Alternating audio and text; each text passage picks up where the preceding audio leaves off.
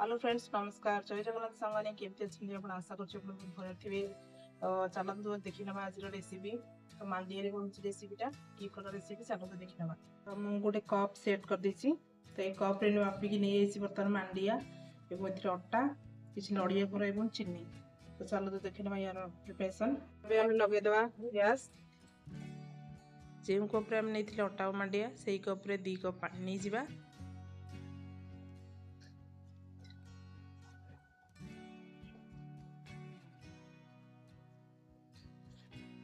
तो आम टेस्ट को बालांस करने पकईदे किसी लुण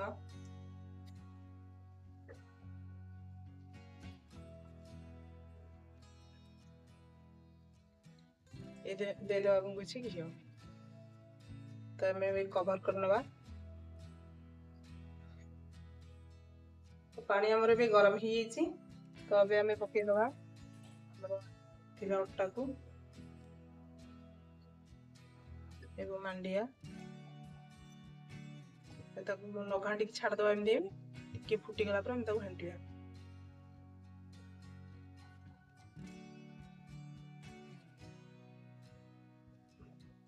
घाटा तो देखो आम पानी हाथ हवा और टिके देखीदे जंतणी आम हाथ लगुच ना बर्तमान हाथ लगुनि तो ये आम गैस को बंद करदे आपको किसी समय कवर कर रखना तो ये आम आ गोटे कड़े नड़िया कोरा किसी चीनी पकईदे पकई भाजिकी भल भाव में पुर टी प्रस्तुत करनवा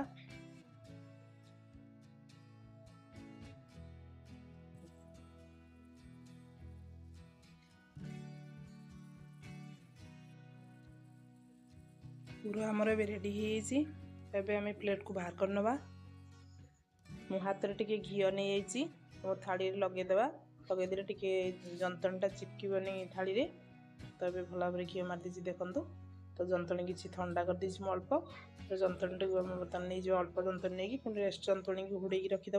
ताको भल भाव चकटी नवा चकटी देलापर जमी पूरा भल चिकन हो जंतणीटा तापर आम से पर्यंत चकटा जेपर्यंत भल भाव चिकन होती टिके अल्प गरम थी दरकार बेसी भी गरम तो हाथ जमी ना आम जमी ना हाथ को धरला भाया जंतणी पूरा चिकन हो तो अब आम काकरा गुड़ गढ़ी नवा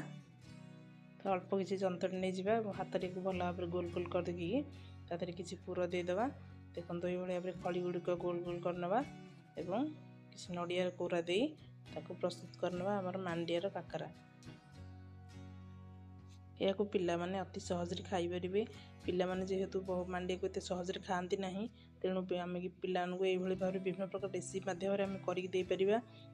शरीर पर अधिक उपकारी होता है कारण ये ग्लूटेन फ्री थाए कैल्शियम प्रचुर परिमाण थाए जोटा कि आम देह बहुत भल सप्ताह के अंततः गोटे दिन भी आम मांडियार कौन भी रेसिपी करके पिलापर निजे खाईपर तो काकरा गुड़िक आम रेडी हो तेल मुझे बसई दी कड़े कड़े बर्तमान गरम हो चेक कर दी तो काकरा गुड़िक आम पकई नवा तो काकरार गोटे पट आमर हो तो अब आम नेक्स्ट पट को उल्टे देवा तो काकरा गुड़िक देखिपे आप के सुंदर भाव में फुली जाइए तो ये आमको से गुड़िक तेल बाहर जाली भीतर को छाणी नवा तो काकरा गुड़िक रेडी हो ये बाहर पट बहुत क्रंची और भीतर पूरा सॉफ्ट अच्छी तो मो भिडियोटी भल लगुले आप गोटे लाइक निश्चय करूँ